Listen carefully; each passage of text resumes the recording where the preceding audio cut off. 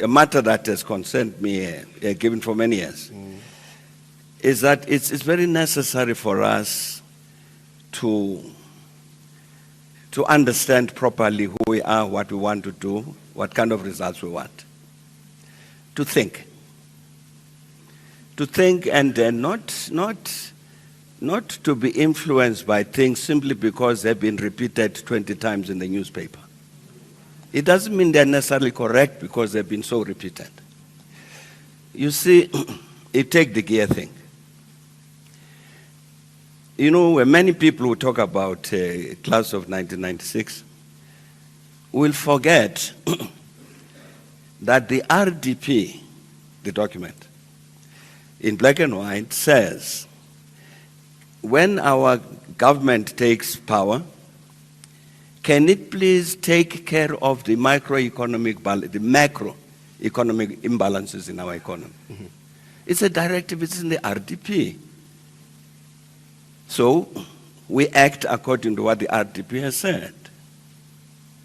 Now, this thing is then suggested that it's Trevor Manuel and Maria Ramos, and assisted by me, who then decide, wake up one morning to say, what about gear?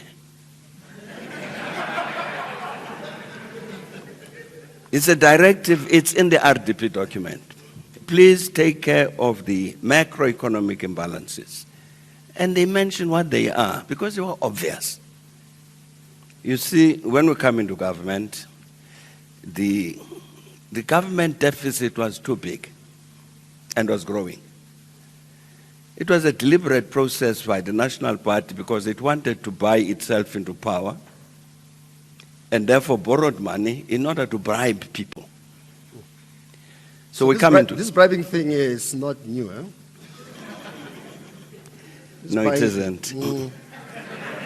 Yeah. So what is clear to us, given in government, is that if we don't change this, what's going to happen is that we are going to end up borrowing money to service this debt, so that every tax cent that you raise goes to the moneylenders, not to development or to building a clinic and a school and giving a social grant and so on. You'll be paying the moneylenders. And we said we can't have a situation like that. And so you got to make sure that you reduce this budget deficit. That is what is denounced as a class of 1996. Neoliberalism.